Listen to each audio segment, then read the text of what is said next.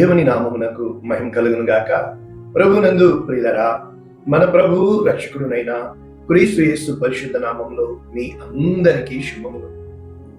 3వ తేదీ మే మాసము 2026వ సంవత్సరం. ఈరోజు ఒక ప్రత్యేకమైన ధ్యానాంశము, వాగ్దానము మనం నేర్చుకోబోతున్నాం. ఓపికతో మనము పరిగెత్తుదము. ఏంటంట? ఓపికతో మనము పరిగెత్తుదము. హెబ్రీయులకు రాసిన పత్రిక 12వ అధ్యాయము 2వ వచనం. పూర్తి వచనము మనము కూడా అంటే మొదటి వచనం చదువుకుందాము. ఇక్కడ ఏమని ఉందంటే, ఇంత గొప్ప సాక్షి సమూహము మేఘము వలె. అంటే 11వ అధ్యాయం అంతా కూడా విశ్వాసుల ఆ జాబితా రాయబడి ఉంటుంది. ఈ విశ్వాసుల జాబితాలో ఒక అబ్రహాం కోసం రాస్తే 25 సంవత్సరాలు వాగ్దానం కోసం ఎదురు చూశాడు. యోసేపు కోసం రాస్తే 13 సంవత్సరాలు ఎదురు చూశాడు. దావీదు ఎదురు చూశాడు. దానియేలు ఎదురు చూశాడు. వారందరూ ఎదురు చూసింది పునాదులు గల ఆ పట్టణము కొరకు, దేవుని వాగ్దానము కొరకు. కీర్తన 123 చెప్పబడుతుంది స్పష్టంగా, ఆకాశమందు ఆసీనుడైన వాడా, నీ తట్టు మేము మా కన్నులెత్తుచున్నాము. నీవు మాకు మార్గము సరళము చేసేంత వరకు, నీవు మాకు ద్వారములు తెరిచేంత వరకు. కనుక ఇక్కడ ఆ కాంటెక్స్ట్ లో చెప్పబడుతుంది, మనము కూడా ప్రతి భారమును సులువుగా చిక్కులు పెట్టు పాపము విడిచిపెట్టి. చిక్కులు అంటే నన్ను చెప్పనియండి ఒక్క మాటలో. ఒక మూడేస్తే పర్వాలేదు. మీకు తెలుసా, ఇవి లింకులు అంటారు, ఒకదానికొకటి చుట్టుకుపోతాయి. తర్వాత లాక్కోలేము, పీక్కోలేము. చాలా కష్టం అవుతుంది. ఎంత కష్టమవుతుందంటే చాలా కష్టమవుతుంది. అన్యాయం పాలైపోయారు. నేను చెప్పినప్పుడు నన్ను ఎరగదీశారు, తర్వాత చిక్కుల్లో పడిపోయారు. ఏది విప్పలేమో ఇదన్నమాట. అలా ఉంటుంది పాపం పరిస్థితి. కనుక విశ్వాసమునకు కర్త, దానిని కొనసాగించువాడైన యేసు వైపు చూచు. అంటే నీ విశ్వాసము యేసు ప్రభువే, దాని కొనసాగింపు యేసు ప్రభువే, బహుమానము యేసు ప్రభువే. కనుక నీవు యేసు ప్రభులోనే ఉన్నావు. ఓర్పు అనేది పాసివ్ కాదు. నీవు నిశ్చలంగా లేవు, యాక్టివ్. ఎప్పుడైతే నీవు నిశ్చలంగా ఉంటావో దేవుడు నీ పక్షాన కార్యం చేయడమే ఓర్పు. ఎప్పుడైతే నీవు పరుగులు పెడతావో, కార్యం చేస్తావో, దేవుడు మౌనంగా ఉండడమే ఓర్పు. దేవుడు నేను మౌనినై ఉంటిని అంటాడు. ఆయన కార్యాలు చేయాలంటే నువ్వు మౌనంగా ఉండాలి, అప్పుడు ఆయన మాట్లాడతాడు.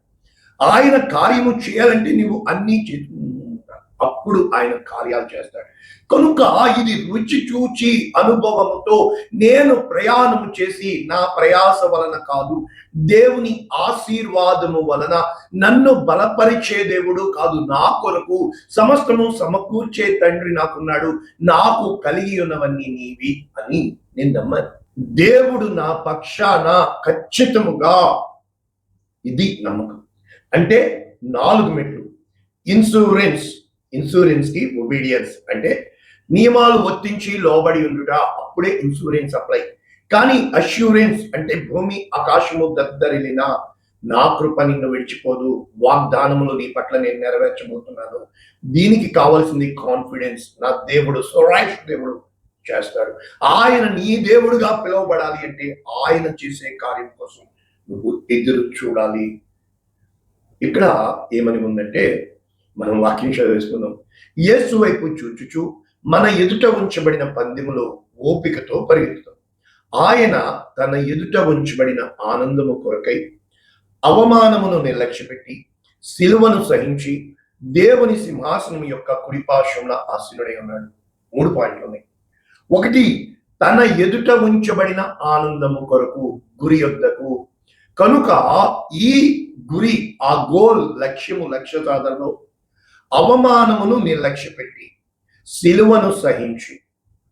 ఎప్పుడైతే నీవు అవమానమును నిర్లక్ష్యం పెట్టడము, లక్ష్యము పెట్టడము, పక్కోడి ప్రతి మాటని లక్ష్య పెడితే డోంట్ రియాక్ట్.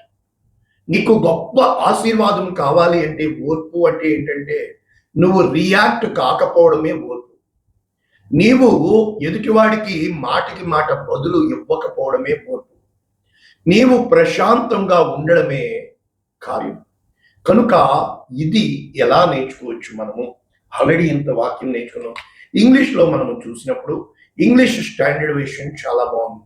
ఈ విధంగా ఉంది. ఇంగ్లీష్ స్టాండర్డ్ విషయంలో ఏముందంటే లుకింగ్ టు జీసస్, అంటే యేసు వైపే మనము చూచిన వారమై, the founder and perfecter of our faith, మన విశ్వాసమును స్థిరపరిచేవాడు, షైనింగ్ దాని పెర్ఫెక్షన్ అంటే నక్షీలు, ఆ ఫినిషింగ్ వర్క్ చేసేవాడు, బహుమానము ఇచ్చేవాడు ఆయన కనుక అని చెబుతూ, who for the Joy that was set before him, అంటే యేసు ప్రభువుని మాదిరిగా ఎందుకు పెట్టుకోవాలంటే ఎండ్యూర్డ్ ద క్రాస్, ఆయన సిలువను సహించి అనుంది. సామర్థ్యము, ఇది ఓర్పు కాదు, సహించి ఎండ్యూరెన్స్, నీ అంతర ఆత్మలో సామర్థ్యము కలగ చేసేదే ఎండ్యూరెన్స్. బయటికి ఉండే బలము అది కండ బలము, కానీ లోపల ఉండే బలము గుండె బలము. బయటికి ఉండేది బుద్ధి బలము, అయితే లోపల ఉండేది ఆత్మ బలము. బయటికి ఎన్నని చెప్పమంటారులేండి. మరి పాస్ చేయండి, కొంచెం సబ్స్క్రైబ్ చేయండి, 10 మందికి పంపించండి.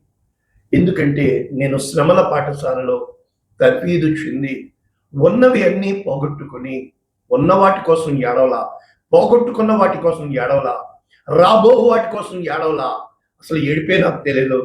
కానీ అటువంటి కలంట కన్నీళ్ళు వీళ్ళు తన్నేసుకున్నారే, ఎలా ఉంటుందంటే చెప్పనీయండి.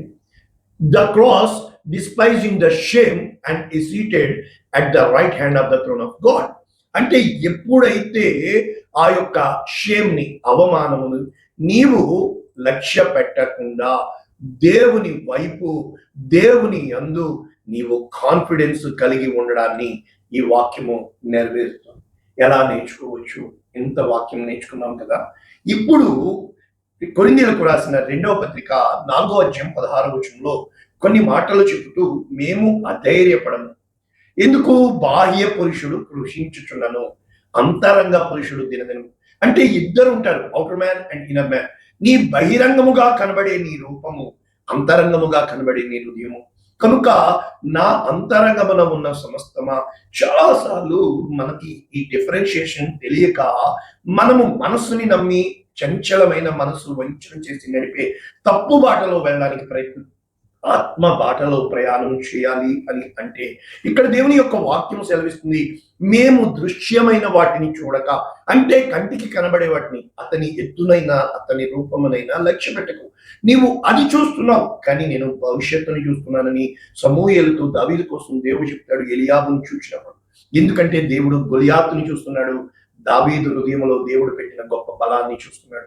ప్రతి వాక్యము దేవుడు ఇస్తున్నాడని చెప్తున్నాను. కనీసం మన వాళ్ళు కూడా ఆ బటన్ నొక్కడము రావట్లేదు, వింటున్నారు, వదిలేస్తున్నారు. ఎందుకంటే నీవు కూడా వెతుకుతున్నావు దేవుని జ్ఞానాన్ని కాదు. అయ్యగారు కూడా అందరిలాగా చెప్పొచ్చు కదా, అది ఏం లాభం? దేవుణ్ణి నువ్వు కలిగి ఉండాలా. ఒక్కసారి వెనక్కి తిరిగి చూడు, ఎక్కడ ఇమ్మడలేకపోయావు, ఎక్కడ ఓర్పును పట్టుకోలేకపోయావు, నీవు పరిస్థితులకి తట్టుకోలేక పారిపోయావే నాకులాగా. కూర్చో, ఒకసారి కూర్చో. ఏ రోజునైతే ఎప్పుడైతే క్షణమాత్రముండు చులకనైన శ్రమల కొరకు కాక నిత్యమైన మహిమ కోసము భారము కలుగు చేస్తుంది. కారణము కంటికి కనబడేవి అవి నిజమైనవి కాదు, ఎంత మాత్రము శాశ్వతమైన ప్రేమ అది మన హృదయాల్లో కలిగేది. కనుక ఎప్పుడైతే మనము ఇవన్నీ తెలుసుకోగలుగుతామో, అక్కడ స్టెఫను చనిపోతున్నాడు, రాళ్ళేసుకుంటూ చంపేస్తున్నారు. స్టెఫను వాళ్ళని చోట్ల పరిశుద్ధాత్మతో నింపబడిన వాడే ఆకాశము వైపు తెరిచుచు దేవుని మహిమను చూస్తూ, ఆయన కుడిపార్శ్వన ఆసీనుడైన ఆ దేవుని కుమారుడైన క్రీస్తు యేసుని చూస్తూ శాశ్వతమైన పెద్ద కేక వేసి అతన్ని చంపేస్తుంటే, నా ఆత్మను చేర్చుకునము, వీరి మీద దీనిని మోపకము అని ప్రభు అక్కడ సాక్ష్యం పలికినట్లు చూస్తున్నాం. అంటే అర్థము, ఓర్పు ఎన్ని కార్యాలు చేస్తుంది నేర్చుకున్నాం. నెంబర్ 1, గొప్ప ద్రోహ కార్యాలు జరగకుండా నీ ఓర్పు కాపాడుతుంది. ఓర్పు శత్రువులను మిత్రులుగా దేవుడు మారుస్తాడు. ఇది మొదటి పాయింట్. గొప్ప ద్రోహ కార్యాలు ప్రసంగి 14 మనకు తెలుసు. యాకోబు 1:2 మీ విశ్వాసము ఈక్వల్ టు ఆ పరీక్ష ఓర్పు. ఇదే మాట రోమీయులకు రాసిన పత్రిక 5:3లో మీ యొక్క శ్రమలు ఓర్పును, అది ఓర్పు కాదు, ఇక్కడ ఎండ్యూరెన్స్, నీలో సామర్థ్యం. అంటే దావీదులో గొల్యాతుని చంపే శక్తి దేవుడు పెట్టాడు. కారణము, దావీదు దేవుని నమ్మెను, అది అతనికి బలమును ఇచ్చెను. కనుక ఎప్పుడైతే మనము ఈ పాయింట్ వైజ్ వెళ్తామో, హెబ్రీయులకు రాసిన పత్రిక గ్రంథకర్త అంటాడు 6వ అధ్యాయం 11, 12 వచనాలు, మీరు మందులు కాక, అంటే ఆలోచించండి, జ్ఞానము తెచ్చుకోండి, విశ్వాసము చేత ఓర్పు చేత వాగ్దానములు మీరు స్వతంత్రించుకొనగలరు. కనుక ఎప్పుడు కూడా మీ నిరీక్షణ పరిపూర్ణము కావాలి అంటే ఇప్పుడు ఏ ఆసక్తి ఉందో అదే ఆసక్తి కడ వరకు నీవు కలిగి ఉండాలి. Am I keeping my faith? Am I strong enough? Am I bold enough? అంటే నీ ధైర్యమును నీవు ఎంత మాత్రము విడిచిపెట్టకూడదు.